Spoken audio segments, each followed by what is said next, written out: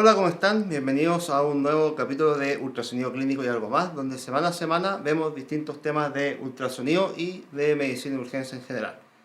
Yo soy Carlos Basaure y en esta ocasión les presento a Garoto, alias Andresito, Andresito. que ha salido en otros videos, pero ahora tiene su oportunidad de venir ahora a conversar un tema. Cuéntanos, ¿qué tenemos para esta semana? Por fin dejé de ser modelo y ser un guan de verdad. ¿Puedo decir ganador, no? Lo que tú queráis. Ahí. Todo está permitido. Ahora soy alguien de verdad. La idea de este video es un poco hablar de los grandes episodios del 2020 y no solamente de la pandemia, sino que de algunos papers de que pueden abrir un poco más diferentes ámbitos del ultrasonido clínico, ojalá dentro de la urgencia. Claro. Así que quédense en este video porque vamos a ver los 5 papers, a nuestro juicio, más importantes del 2020. Vamos con el video.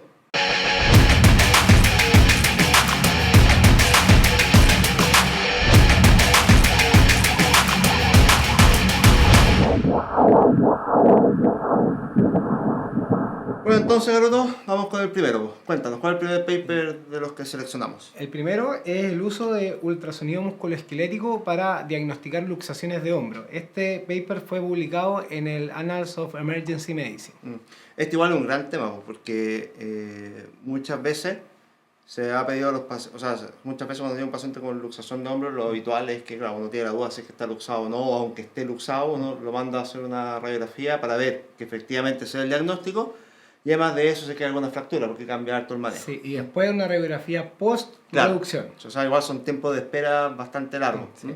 Entonces, cuéntame qué es lo que hicieron estos Entonces, individuos. lo que hicieron fue, tomaron a todos los pacientes que consultaron por luxación, o sea, por sospecha de luxación de hombro, y mientras esperaban la radiografía, se llamó al emergenciólogo fellow en ultrasonido para hacerle una ecografía en relación a una visión posterior del hombro. ¿Ya? En el paper explican cuál es el protocolo que hicieron, qué midieron. ¿Ya? Dentro de los outcomes que midieron fue la sensibilidad y especificidad versus la radiografía, los tiempos de espera y los tiempos de diagnóstico, y si es que habían fracturas asociadas y la sensibilidad para detectar esas fracturas. O sea, los outcomes que conversamos al principio que son como las cosas más importantes, ¿no es cierto? Sí. El diagnóstico, los tiempos y si es que hay fracturas asociadas. Exacto. Y entonces, ¿qué ocurrió? Mira, lo que el estudio incluyó a 67 pacientes y la sensibilidad y especificidad fue súper buena, o sea, un 100% para detectar la luxación de hombro.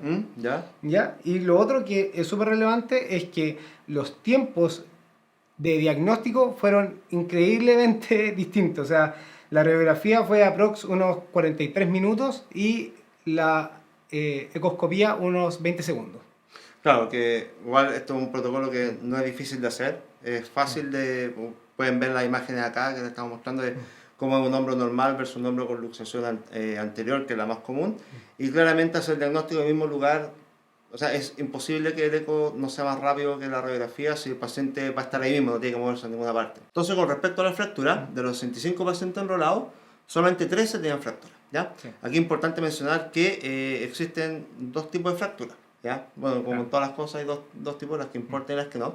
Están las fracturas que importan y las que no. Las fracturas que no importan, porque no tienen manejo quirúrgico, ¿no es cierto? Son las de Hill-Sachs o las de Bacart, ¿no es cierto? Que solamente se controlan posteriormente. Claro. Entonces, las 25 fracturas que encontraron... 13 se vieron en el eco, solamente 13. Claro, 13. Y el resto se escapó. Se escapó. Pero de estas que se escapó, la gran mayoría eran fracturas de Hill-Sachs o de Bacart, que en verdad no se le hace nada, solamente se siguen. Se siguen. Claro, y solamente una era una fractura que era del cuello, me parece, ¿no es cierto? Del cuello quirúrgico. Del cuello quirúrgico, ¿no es cierto? Que esa sí tiene manejo quirúrgico. Sí. O sea, se les pasó una igual importante, pero ¿qué pasó ahí?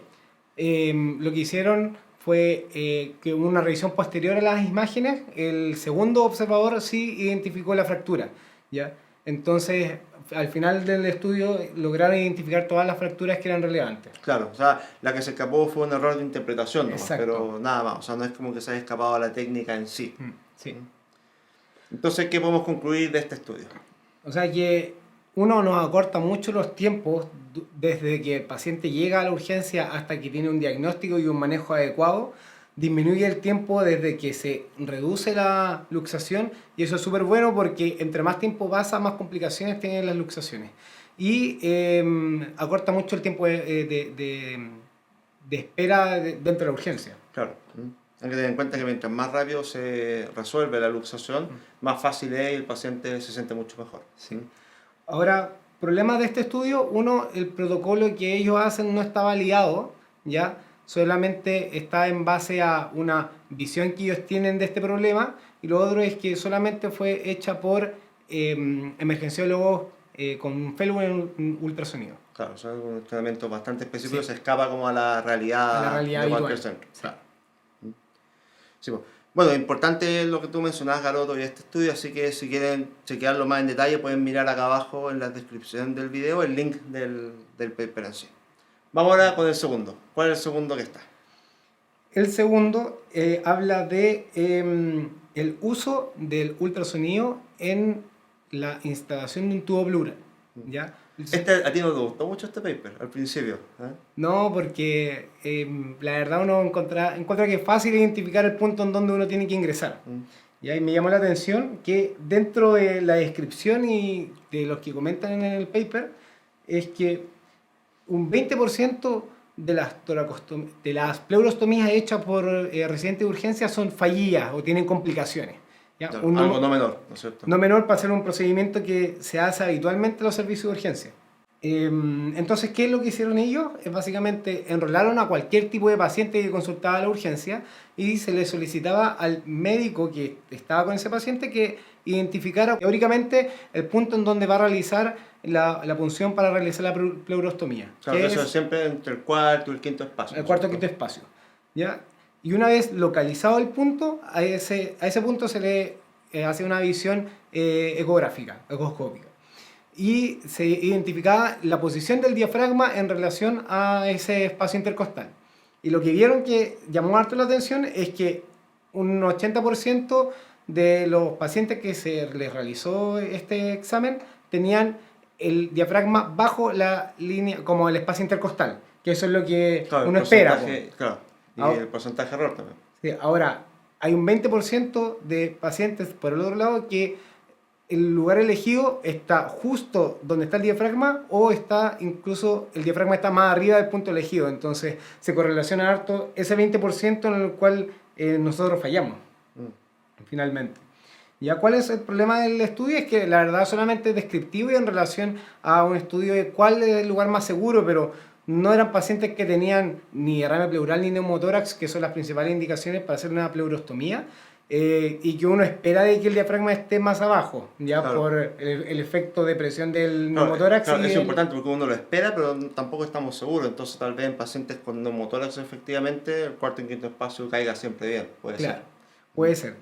Y lo otro es que tampoco realizaron la punción. O sea, esto es solamente una teoría que ellos tienen. No sabemos realmente cuántos de los pacientes que se les hubiese hecho una pleurostomía como tal, dentro de este estudio hubiesen tenido complicaciones. Claro. Ahora esto igual es importante porque, ¿qué pasa con esto? ¿No es cierto? Muchas veces podemos tener un paciente que vamos a poner un tubo, ¿no es cierto? Y, claro, estadísticamente no es significativo, tiene las limitaciones que tú dices, pero nos ayuda bastante. En este paciente, por ejemplo, no hace ningún daño, a eso voy, que podemos, antes de poner el tubo, ver bien con el ultrasonido si el diafragma está en el lugar donde vamos a poner el tubo o no, y podemos ahorrar una complicación.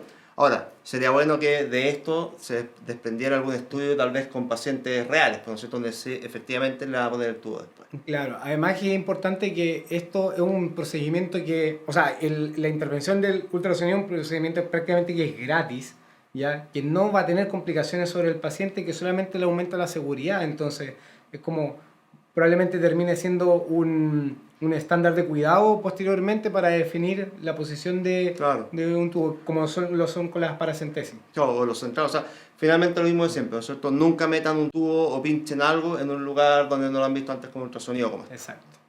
Entonces ya vimos el segundo paper, ¿ya? Vamos ahora con el tercero. El tercero, a mi gusto, es el más entretenido, el que cambia conducta y el que ayuda harto.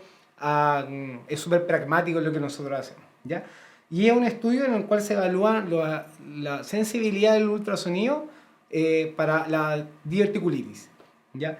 versus el gold standard que es el escáner. Este fue un estudio publicado en el Annals of Emergency Medicine.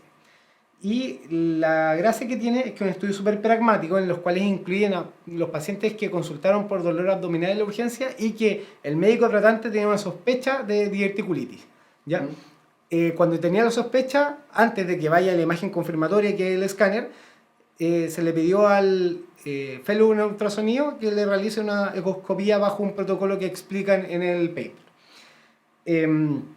Todos los pacientes del estudio se fueron finalmente a imagen confirmatoria, que eso es bueno, es súper bueno. O sea, y la confirmatoria del gold standard. sí. ¿Ya? Para hacer el diagnóstico decidieron incluir 3 criterios. Uno, que era el grosor de la pared intestinal mayor a 5 milímetros, que hubiese una alteración de la ecogenicidad alrededor del divertículo señalado y que al poner el transductor sea el punto de dolor del paciente. Claro. ¿Ya? ¿Qué lo hecho en el estudio? Incluyeron a 450 pacientes, lejos el estudio más grande que se ha hecho con ultrasonido de diverticulitis, y el 30% de los pacientes, 36% tenía diverticulitis al escáner. ¿Ya? La sensibilidad del estudio fue de un 92%, una especificidad del 97%. O sea, súper bueno, ¿no es cierto? Muy bueno. Claro, aquí igual a ojo, porque están pescando a población bien acotada, ¿no es cierto? No es el gallo que llega con dolor abdominal y le pone algo por si acaso, sino que el que yo efectivamente sospecho de diverticulitis y tiene que tener los 3 criterios. Entonces igual estamos ahí como pescando algo bien... O sea, el valor pretest para hacerle el ultrasonido es súper alto. Claro. ¿Ya? Que finalmente es lo ideal cuando ocupamos ultrasonido. Sí, o sea, no lo hace porque sí, claro. Lo hace sospechando la patología del paciente. Entonces, ¿cuál es lo otro importante del estudio? Es que hubieron 13 falsos positivos, ¿ya? Que fueron principalmente pacientes que tenían una colitis y enfermedad diverticular, ¿ya? Y que eso es súper difícil identificarlo al ultrasonido y ser capaz de diferenciar si es una inflamación relacionada a la diverticulitis o una inflamación en relación a una colitis, por ejemplo. Claro. ¿Ya? Y hubieron 10 falsos negativos, en los cuales el gran problema fue el límite que se le puso al grosor de la pared, ya que la gran mayoría estaba entre 4.5, 4.7 y como definieron el estándar de 5, no hubo problema. Sí.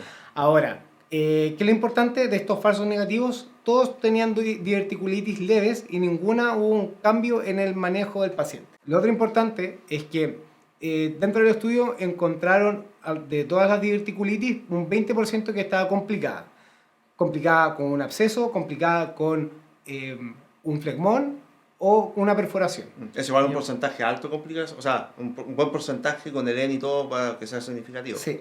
Ahora, que lo importante es que a la ecografía no se pasó ninguno de esos. O sea, en los hallazgos ecográficos sí se logró identificar cuáles estaban complicadas. ¿Ya? Entonces el eco también sirve para encontrar las complicaciones, como comentábamos antes, el líquido interasa, ¿ya? Que se vea como aire fuera de la divertículo, del divertículo. ¿Ya? ¿Cuál es lo bueno del estudio? Es que nos enfrentamos habitualmente a este tipo de pacientes y habitualmente el paciente que tiene diverticulosis va a tener varios episodios de diverticulitis durante su vida. Claro, eso yo creo que es un punto fundamental y es como porque es importante investigar esto en este tipo de patologías como el cólico renal, ¿cachai? Muchos de estos pacientes con que tengan el diagnóstico y se le haga una vez un escáner, siempre va, cada vez que consulta, a tener un escáner siguiente y así vamos a llegar a tener pacientes que tengan, no sé, 5 escáneres en su vida por esto, entonces claramente es bastante importante. Sí. Ahora, cosas que no son tan buenas del estudio, primero es que solamente fueron realizadas por emergenciólogos que tenían fellow en ultrasonido, ya que también, como hablamos del primer estudio, quizás los hallazgos no son tan fáciles de identificar, quizás requiere más ojo, requiere más práctica y no sabemos cuánto tengo que practicar yo, por ejemplo, para llegar a hacerlo bien. Claro, en esto, o sea, no están estudiadas las curvas de aprendizaje de todos los protocolos, todas las cosas de ultrasonido, entonces claramente es algo que hay que ver, pero todas las cosas parten desde la gente que está generando el conocimiento y después esto va permeando Entonces esto permite, por ejemplo, hacer estudio de cuánto es la curva de aprendizaje para que un no experto pueda ser capaz de identificar esta patología. Claro, o volver a replicar esto, por ejemplo, en especialistas en medicina de urgencia, por ejemplo. Claro. Ya. Carlos, ¿cuál es el cuarto paper que elegimos? Sí. El paper que elegí yo me costó bastante, así que va con Yapa. Y es un estudio piloto, ¿ya? Realizado sobre operadores no expertos de ultrasonido, de hecho operadores que nunca han ocupado ultrasonido, mediante lo que se conoce como teleultrasonido. Un tema que es bastante apasionante y yo creo que es para donde va todo esto. O sea, ¿podría explicar un poco qué es el teleultrasonido? Sí, teleultrasonido es como quien habla de telemedicina, ¿ya? Hay varias formas de realizarlo, pero generalmente es un operador con un entrenamiento pero mínimo, donde alguien a distancia, a través de cámaras, le explica cómo poder obtener las mejores imágenes, y hay distintas variaciones. Algunas el experto a distancia interpreta las imágenes, u otras veces lo hace en conjunto o solamente el operador que está sacando la imagen. ¿Qué es lo que hicieron acá? Finalmente en la UCI pescaron un grupo de enfermeras que tenían alrededor de 10 años de experiencia en la UCI y le hicieron una sesión didáctica de 1 hora para aprender a hacer el perilleo del equipo, ¿no es cierto? Y obtener ventanas bastante básicas, que fueron protocolo FATE, por así decirlo, abreviado. ¿Ya? ¿Qué fue lo que vieron? Vieron ventanas cardíacas para estar largo, corto, ¿ya? Y ventanas subsifoidías. Y además de eso, ultrasonido pulmonar, viendo todas las áreas del protocolo Blue. Y fueron a evaluar estos hallazgos. Estos hallazgos después los compararon, ¿ya? Con dos cosas, ¿ya? El mismo paciente lo compararon con el ultrasonido clínico que realizaba el especialista en medicina intensiva. ¿Ya? Y finalmente comparaban ambos estudios con el gold standard. Ya. Súper importante, que eligieron pacientes que estuvieran en shock o con insuficiencia respiratoria, y además de esto tienen que cumplirse ciertas condiciones, ¿ya? Que el ultrasonido guiado por telemedicina y el ultrasonido clínico realizado por intensivista tenían que tener a lo más un tiempo de 8 horas, ¿ya? O sea, tiene que ser realizado antes de 8 horas para ser enrolado. Y finalmente la imagen confirmatoria de los hallazgos que encontraran debería haber sido realizada antes de las 24 horas de haber hecho este ultrasonido. Que ahí era eco transtorácico por el cardiólogo, por ejemplo, o escáner, cosas así. ¿Qué cosas fueron las que buscaron? Finalmente fue disfunción del ventrículo izquierdo, disfunción del ventrículo derecho, derrame pericárdico, neumotórax, líneas B, consolidaciones pulmonares, ¿no es cierto? Y derrame pleural. Yeah. ¿Qué encontraron? Lamentablemente, como es muy difícil que todos estos pacientes que estaban graves pudieran tener una imagen confirmatoria, no se pudo comparar los hallazgos del ultrasonido realizados por esta enfermera guiada a distancia versus el intensivista con la imagen confirmatoria, así que finalmente se tomó la imagen del especialista en medicina intensiva como el estándar. Que igual es importante porque finalmente lo que nos está mostrando este estudio es si es que podemos, si es que tiene buena eficacia diagnóstica, que otras personas realizan el ultrasonido. Y correlación entre el experto y la persona que es guiada. Claro. ¿Y qué es lo que vieron aquí?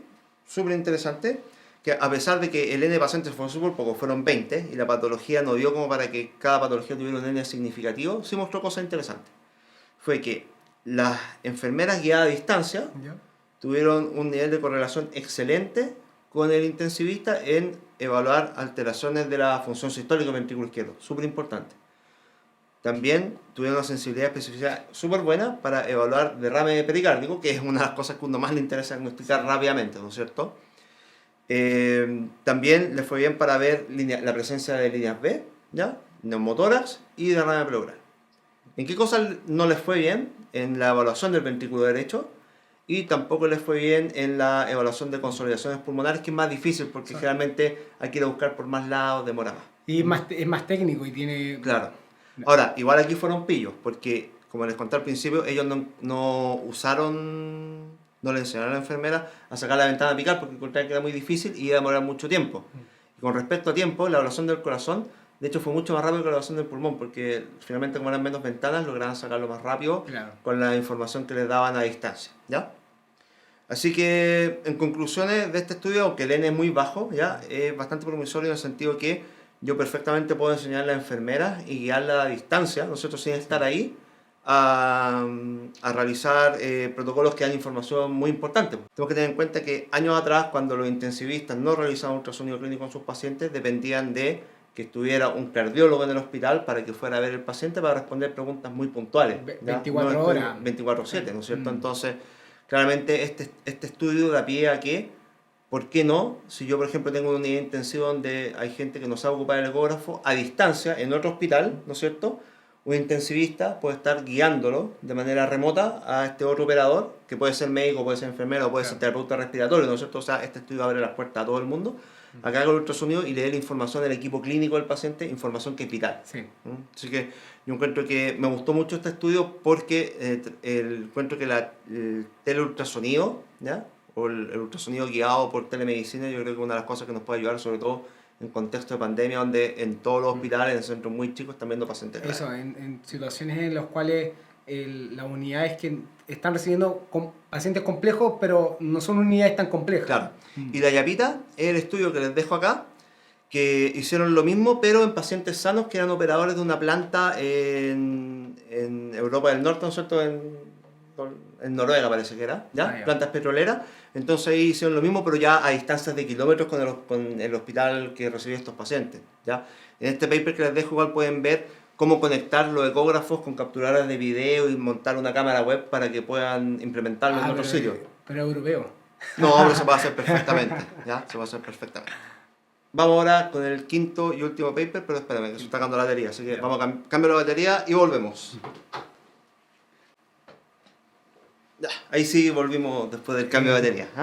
Cuéntanos, ¿cuál es el quinto paper? El quinto paper habla de la medición a través de ultrasonido de los abscesos cutáneos o de partes blandas y su asociación a falla en tratamiento. ¿Ya?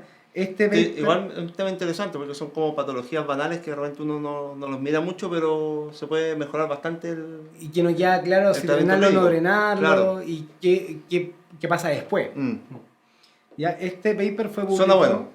Sí, o sea, eso, suena bueno.